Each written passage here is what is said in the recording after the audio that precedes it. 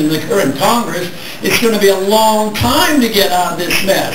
If we do the right things, we can be out of it in a short period of time. It might take a year or so, but doing the right things, corrections come rather quickly.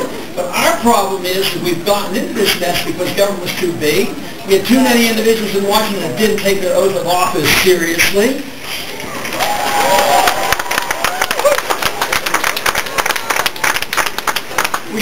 We spent too much money, we borrowed too much money, we taxed the people too much, and we printed too much money. And guess what they're doing in Washington? They're spending and taxing and printing and regulating, and they wonder why we're not getting over this recession depression that we have. Why should we be surprised? What we need to do is say, how did we get in this mess? The government wasn't doing what they were supposed to be doing, and they were doing the things they should not have been doing.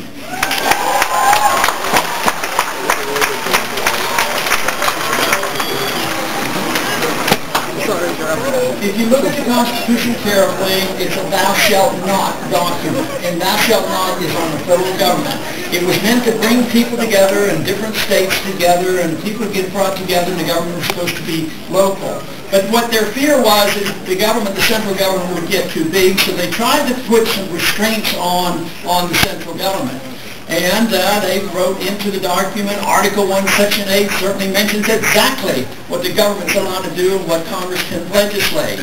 And yet today, we have been taught in our schools, unfortunately and tragically, that our presidents make a statement, and it's been accepted, that they say presidents take a position that if it isn't prohibited in the Constitution, they can do anything they want.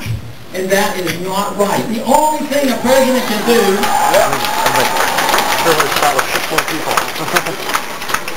The only thing a president should be allowed to do is what is explicitly given to the president through the Constitution.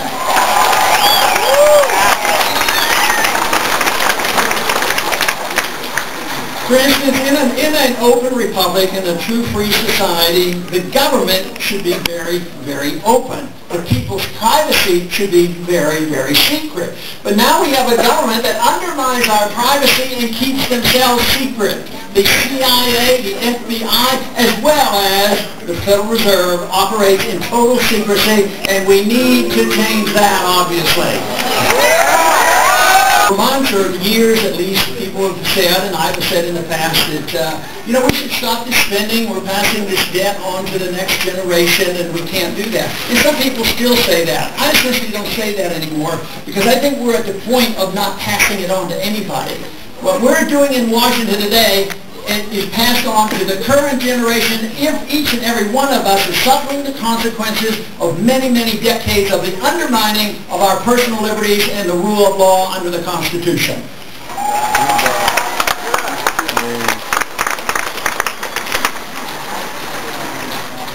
The Constitution is very clear on several of the issues. On trade, certainly markets should be traded. On property, you can't take property without due process. And on money issues, very, very clear. The founders knew something about runaway inflation. They participated in it. They had the runaway inflation of the continental dollar, and they said, boy, this is a mess. Let's not allow this to happen again. So what did they put in the Constitution? Guess what? Only gold and silver can be legal tender. That is still the law of the land.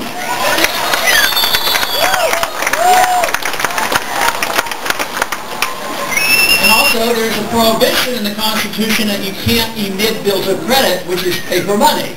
And also it gives no authority to have a central bank.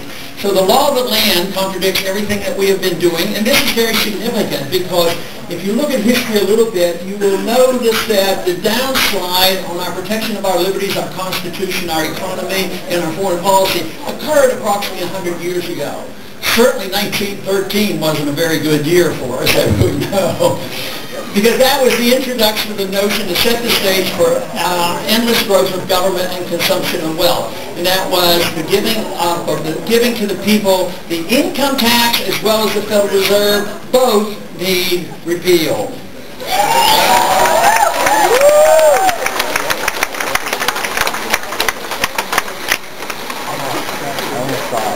But the prohibitions in the Constitution have been ignored, certainly in foreign policy. There is a strict provision there for having strong national defense. It was not left up to the states for national defense. So that is a responsibility and a lot of burdens placed on the President as being the commander-in-chief. But that doesn't mean that we should have a foreign policy of endless wars, undeclared, unwinnable.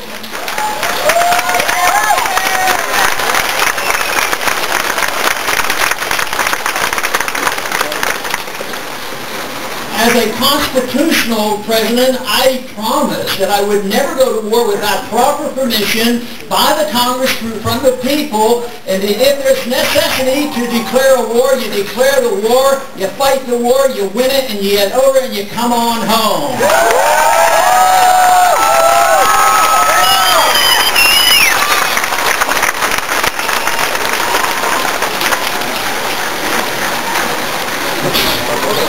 Certainly since World War II, we have gone astray. We haven't fought a war with a declaration.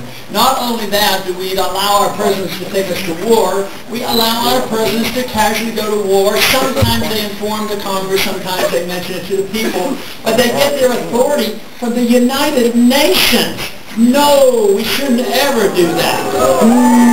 That is an undermining of national sovereignty, and this is one of the problems that we've had. Even today, you know, going into Libya was under NATO and the United Nations, and we're in Afghanistan under NATO, and it's endless. If we would just follow that one provision, don't go to war unless there's a declaration, just think of the difference of the past 10 years. All those wars wouldn't have been fought. The 8,500 Americans that we have lost, the 44,000 of severe injuries, the hundreds of thousands now begging and pleading for help with post-traumatic stress syndrome and looking for help. And also, our national debt would be $4 trillion smaller. That is the kind of debt we have run up over these last 12 years, and for what purpose? This nation building and policing of the world, getting involved in these internal affairs and these civil wars, it isn't to our benefit. It undermines our defense and bankrupts our country.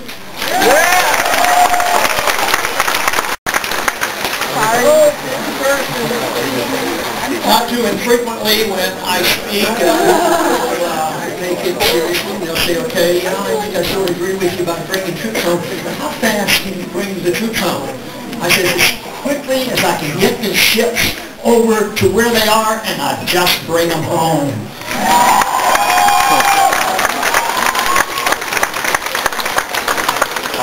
But then they say, wouldn't that be disruptive? How could it be more disruptive than sending young men and women over for the 5th and the 6th tour of duty? And now it's being revealed more of the military people are willing to speak out and tell us about the futility of what's going on. And one thing that reassures me, not only have I served in the military and during the 60s when times weren't exactly very pleasant, but now when you look at what the active military and the retired military people do in their picking of their candidates, our organization, you know, our candidacy and our campaign gets more donations from the military, active and inactive, than all the other candidates put together, including the president.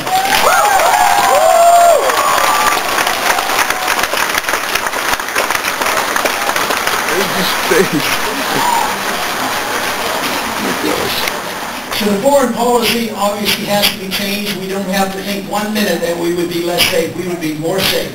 We now make the assumption that we can bomb any country, any place in the world. Our drones are more powerful. We have more weapons than everybody else put together. We spend more money than everybody else put together. And believe me, with my knowledge of the military and politics and understanding, one thing that we have is we have a very, very powerful, efficient military, and we don't have to be worried about being attacked. Let me tell you, they are not going to attack us and invade this country.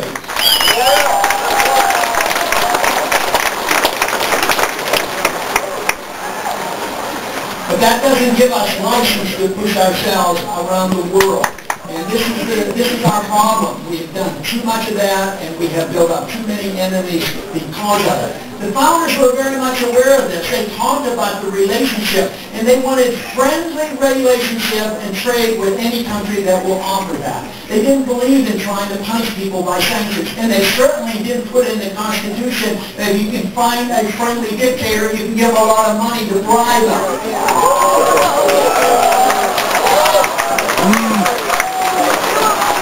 That, unfortunately, has been our foreign policy. We go around looking for our dictators, and they do our bidding. We give them billions of dollars, and they don't do it. We fawn them. And I thought, well, there should be another option, trade and basic negotiations with people who would be quite different. But I failed to realize there was actually the fourth option, which we're participating in with Pakistan. Not only do we bomb that country, we give them a lot of money at the same time. So it's time to become more aware of this. And one thing is I've been talking about this for a long time. I recall the first speech I gave against the war against Iraq was in 1998. So we need to, push these programs because there's no reason why we should continue to do what we're doing because it is literally bankrupting our country. And it is up to us. If the people speak out, believe me, government will change. And the government does actually reflect the people. And for too long, we've been too complacent. And we were too complacent for too many years, decades, if not for less than 70 or 80 years. We were complacent because we've been a very, very wealthy nation. We were concerned about the wealth. We were concerned about material things. It encouraged the lobbyists to go to Washington and get this wealth redistributed for the special interest. And still we watched it. But today, things are completely different because we're much poorer and it's a failed system. The entitlement system doesn't work. Morally, it's wrong. Entitlements are not rights. You're not entitled to your neighbor's property even if you send the IRS after the property and get it for you.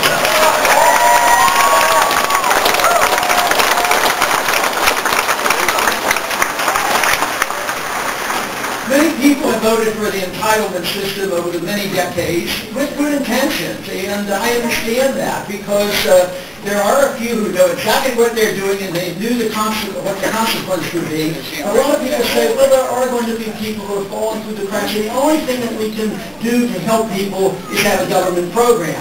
Not realizing that eventually the government program backfires and hurts the very people you're trying to help. A perfect example of this is what happened with the housing program. The people who felt good, they're entitled to it, they deserve a house, a free house, let the government do whatever they can. And also, it was this magnificent thing about inflation. Get them to hold a house will go up in value, a $100,000 house will be $200,000, then the people can borrow against this money, and it will be a perpetual wealth machine.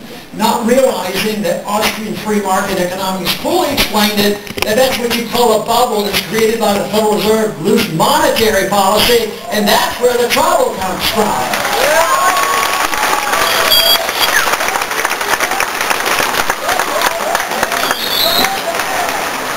But because so many were convinced that the entitlement system was right and that they grabbed the moral high ground, and those of us who disagreed that we didn't care about our fellow man and we had no humanitarian instincts.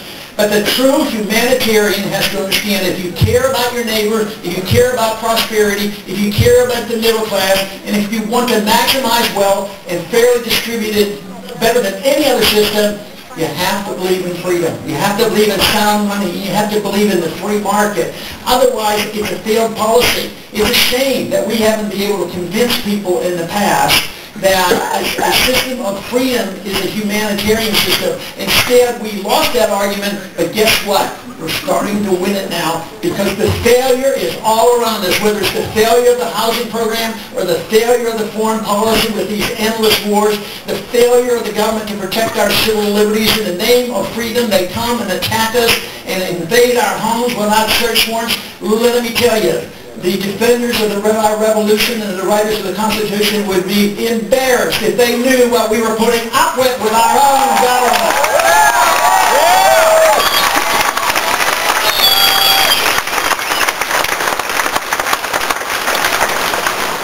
But once again, they play on fears and ignorance. windows and try to scare the people. After 9/11, of course, we had to go after the bad guys, and I voted to go after the bad guys, go after the Al-Qaeda that was responsible. But look, it took over 10 years to get hold of bin Laden. At the same time, they took 10 years to invade countries they were just itching to invade in and occupy. They used it as an excuse. But what about what they did to, what the Congress and the President did to the American people? The American people weren't guilty. But what has happened? They went and immediately passed the Patriot Act, which undermines your liberties. The Patriot Act is one thing for certain. It is not patriotic.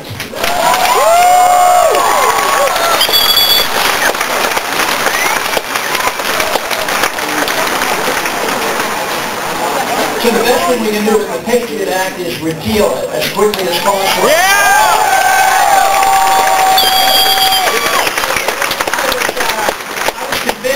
He had a different name on the Patriot Act that it had to repeal the Fourth Amendment Act, nobody would have voted for it.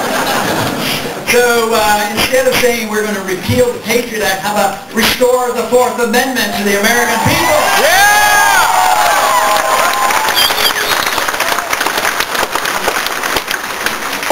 But there's been a lot of other attacks on our civil liberties systematically. In a time of war and economic crisis, it seems like in the past that people were too willing to give up their liberties, even though our founders warned us. And they said if you're willing to give up your liberties for safety and security, you're going to end up losing both.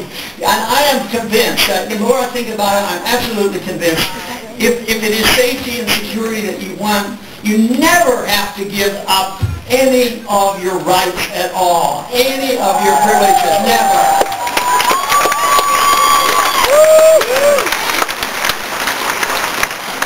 But actually, under the conditions that we have today, the economic crisis that came, they blamed, of course, there was too much freedom and too much free markets, and the depression was blamed on the gold standard and free markets, so therefore they had to get rid of those very things. And it's only now, the first time in 100 years, that we got the real culprit out in front, who creates the business cycle, creates the bailouts for the privileged class, and that is the Federal Reserve System.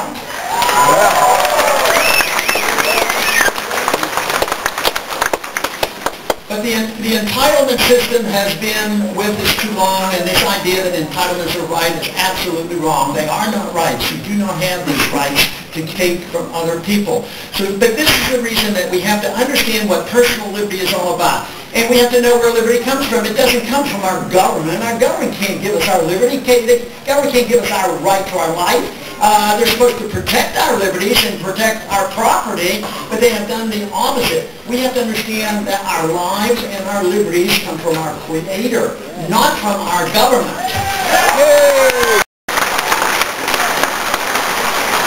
And in a limited constitutional republic, the purpose of the government is to protect those liberties, to protect your right to own property, not to control the property and tell you when you can use it and can't use it and how you can use it, and then you have to pay the taxes on it, and anything goes wrong, they're going to blame you or use this excuse for extreme environmental positions that some people take. I think we have lost the concept of private property, but it really was initiated with this whole concept of the income tax.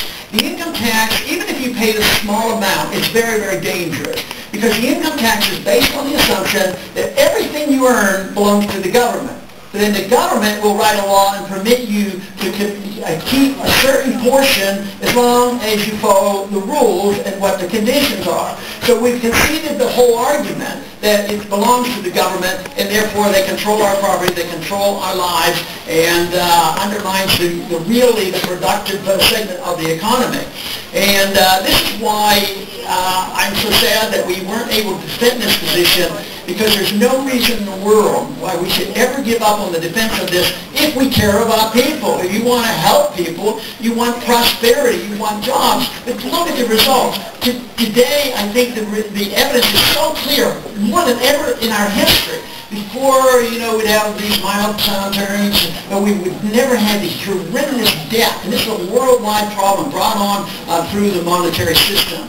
So we have the opportunity now to defend what we believe in, that if government fails, Has government done a good job overseas? No. The government is bankrupting us. And that's exactly what Al-Qaeda wanted. They wrote about it. They said, we want to do this. We want to antagonize the Americans. They're going to come over and they're going to get bogged down in various countries. We know what we'll do. They thought we might go into one country or two. They never dreamed we'd be in 6 and 7 and looking and getting anxious for the next few to go into. Right now, we have an administration and the majority in Washington, D.C., they can't wait till they can get involved in Syria. Then they're going to march to, into Iran. We don't need that attitude. But what we need to do is know why it's important for us to understand these principles, because it's vitally important now. But today, the failure is all around us, whether it's the housing programs, the economy, the failure of the monetary system, and that is why we have this opportunity to present the case. Now, do we have to start from scratch? No. Other countries might have to when they get this way. But we had the greatest experiment in freedom than any other country, and therefore we were the wealthiest country ever, with the largest middle class ever, and because we have rejected those convictions, where are we today? Our middle class is shrinking. The jobs are going away. Our students are graduating with horrendous debts and no jobs available to them. So this is obviously a time that we have to challenge the status quo, and this is what the problem is with what we're being offered today. The other candidates offer just tinkering around the edges with the status quo. They don't challenge foreign policy. They don't challenge monetary policy. They don't challenge the attack on our civil liberties, and they don't challenge the attack on the spending. Nobody else is talking about cutting spending. And for a starter, I want to cut $1 trillion out of the budget in the first year.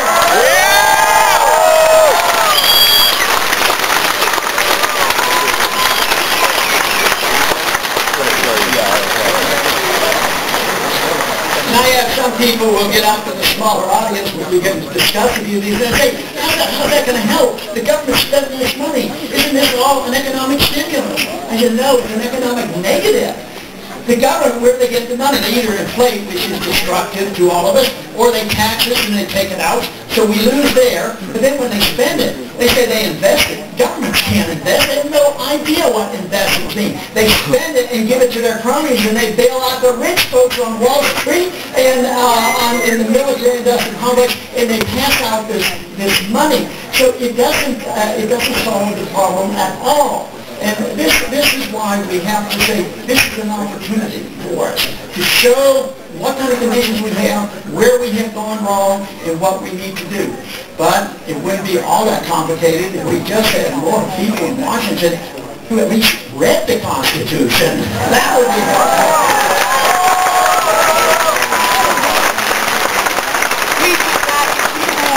But systematically, our civil liberties have been under attack. They've been under attack now and then over a period of time. Certainly during wartime, people let their guard down thinking, oh, it's unnecessary. And of course, I don't believe it's ever is necessary. And certainly not because we're at war that we should give up our liberties. But, you know, on New Year's Day, the President gave us a wonderful New Year's present. He signed the National Defense Authorization Act.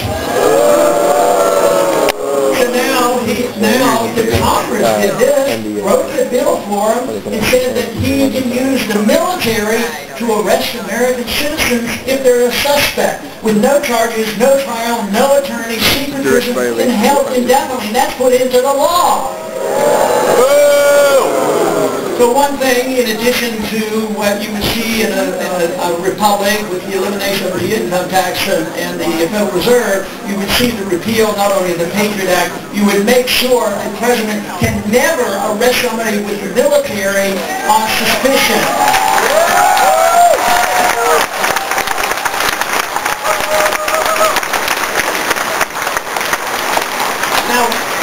Without permission of the Congress, the President announced a year ago that the President, he claims it's not prohibited in the Constitution, so therefore he's allowed to do it. So he says that a President has the authority to assassinate American citizens. Just out of the clear blue. Oh, only the bad guys. I thought these trials were for the bad guys as much as the other guys to sort it all out. So,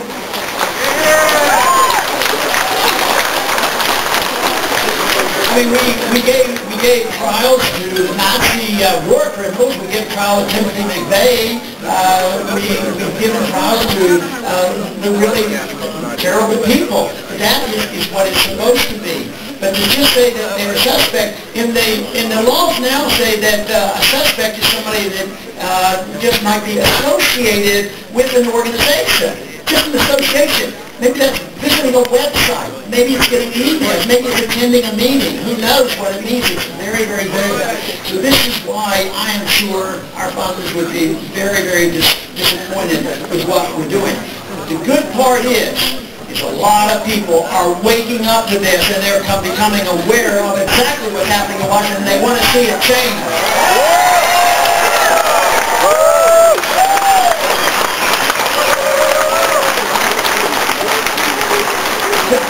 National Defense Authorization Act.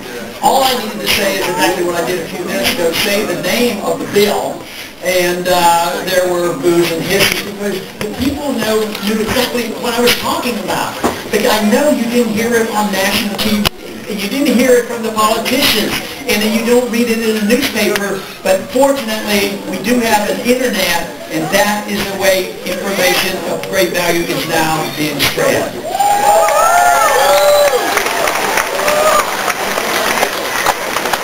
And once again, I think those who are threatened by what we're trying to do know that the internet is a danger to them. It's a blessing to us. So this is the reason they have stopped Online Piracy Act.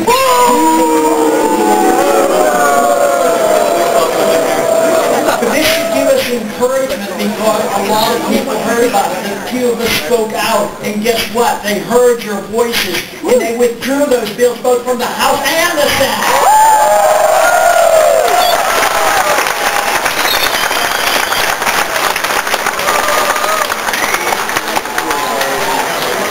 So this means that we still have enough freedom in this country to have an effect on the government, and this is our goal. For many, a lot of people we call things the Patriot Act and other things, and who are the patriots and who aren't. And we, too often, have heard, especially in Washington, we're not taking a position against going to war without a declaration, which I'm a patriotic idea. But they would accuse me of being un-American and unpatriotic. But there is nothing unpatriotic about challenging your government when your government is wrong.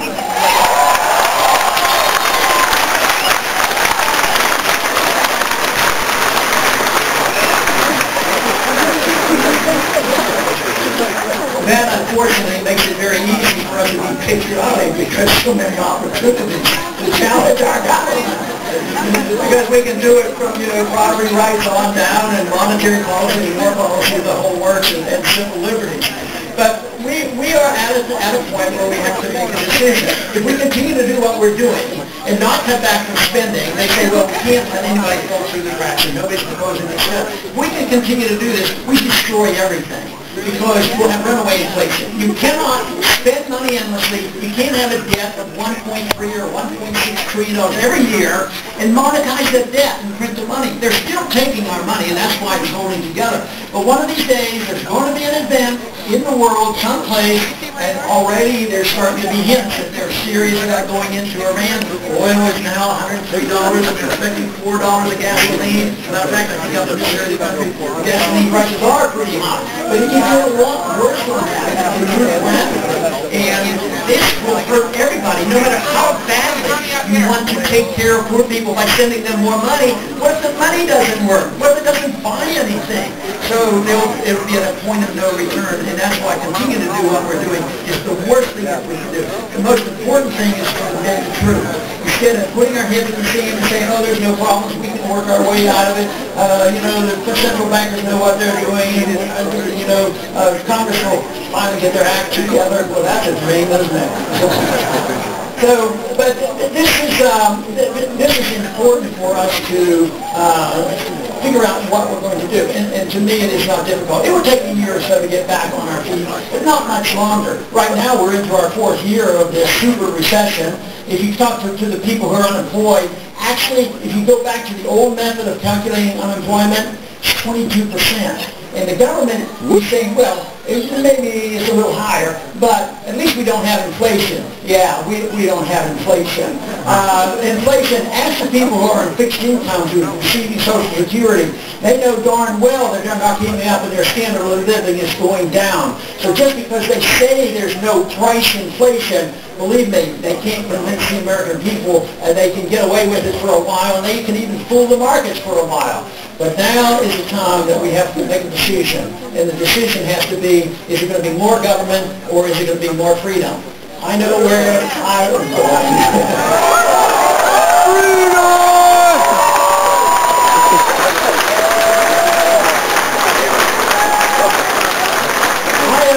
I have often said, because I really believe that if I could have more freedom but less prosperity, I would take my freedom.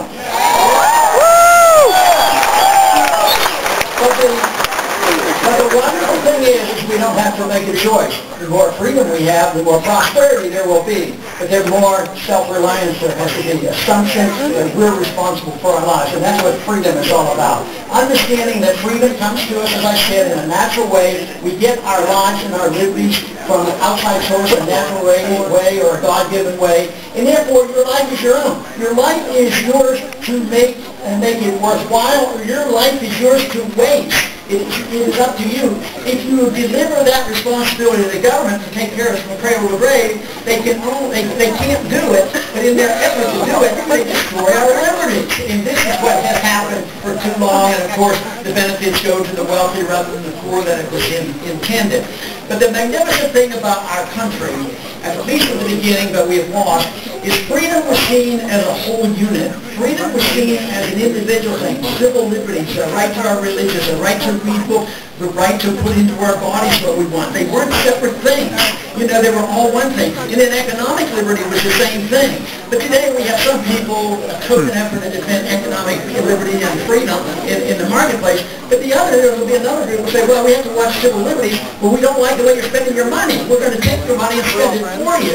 There is nothing wrong with putting this back together as the founders understood it. Freedom is yours. Freedom is your life. Freedom is the right to your liberty, and it ought to be the right to keep the fruits of all your labors. And this would solve so many problems. And it's a system. Some people don't like the idea. They say, well, some people might misuse their freedom, and they'll do things I just don't approve of. Well, so what?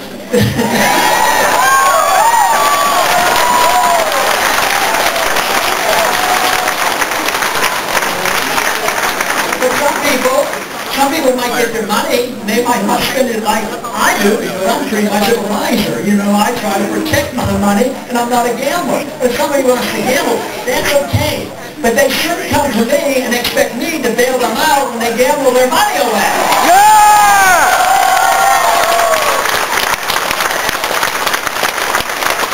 In the same way with a personal lifestyle, if it's not good for you, you have to assume that responsibility. But the other magnificent thing about this understanding about what liberty is all about, you don't have to ask people what they're going to do with their liberty. But when it goes to the government, then you have to ask and you have to fight over to get some of your money back, and then they have all the rules and regulations of what kind of hoops you have to jump through to get your money back, from them, whether it comes to the state or you as an individual. But if you can bring people together and allow them to use their liberty any way they want, except don't hurt anybody, don't take their property, be honest with people, but use your life and your money and your liberty as you so choose. Then all of a sudden you see people coming together, not because they agree with their religion, or not because they agree with the books that you're going to read, or what you want to study, or not because of your lifestyle. But you come together because we all agree that we want to be free people. We want to be ourselves.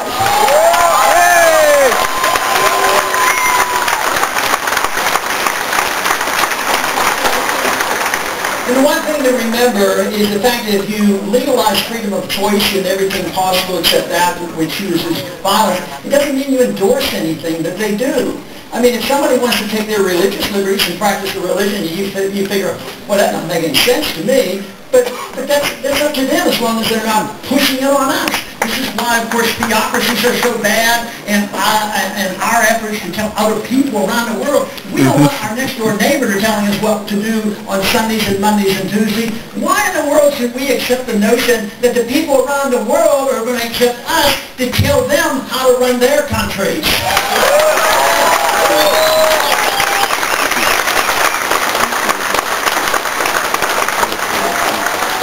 Of course, when we go over there, as always with good intentions, we go over to make the world safe with democracy. We're going to spread democracy. If you don't do it, we're going to bomb you. But we go over there, and we finally get control of the country, and we come up with these elections, and they have an election. And lo and behold, they finally get an election, but they elect the wrong people, so we won't even accept them as their leaders. I mean, they have to elect the ones we tell them to elect. It's such a farce and such a pretense that it's this acceptance of people that should, whether it's international or domestically or economically, bring people together on this whole idea and tolerate people without saying that you endorse what they do. There is no reason why this shouldn't be able, in our society, in this country especially, this should bring people together, and has over the years. But one other danger has been, too often in our early history, we took away rights for people belonging to certain groups. But rights don't belong to anybody because they belong to a group. They should never be taken away from anybody because they belong to a certain group.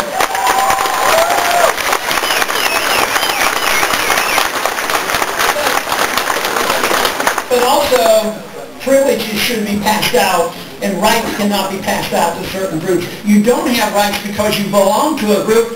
You have rights because you're an individual and your rights came to you in a natural way and not because government gave them to you or because you belong to a certain group. Hell yeah!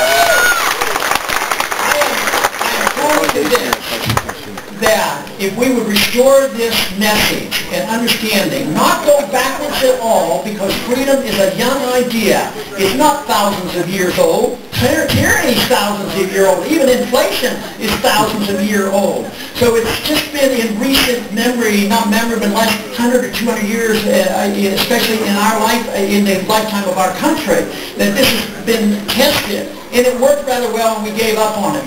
So right now, that is what we have to do. Not only should we restore those principles, we don't have to go back and be firmly fixed in an age of 100, 200 years ago. We can have a better monetary policy. We can have a better understanding of what the concept of liberty is. We can have a better understanding of property rights. We can have a better understanding how the world works better with very limited government and less bombs.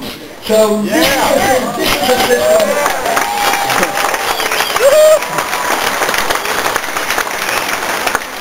You know, it was said early in our history by Samuel Adams that it doesn't take a majority, and it really doesn't. The majority of people usually go along with the leaders, and a group like this is usually in the minority. We remain in the minority. Most people vote at the last minute, and they check around. So the minority, what Adams said is that in order to bring about change, you have to have a tireless, irate minority, and it's not necessary to have a majority. But that minority has to be doing something. They have to, the way he described it, you have to be starting brush fires of liberty in the minds of men.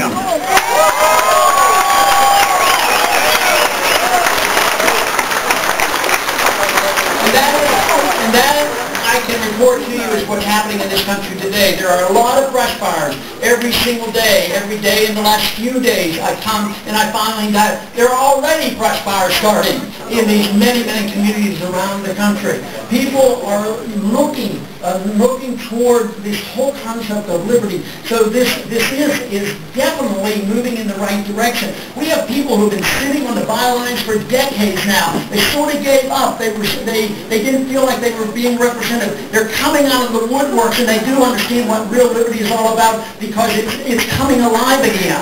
But the most encouragement should come from the younger generation who are waking up, and they love the idea of liberty.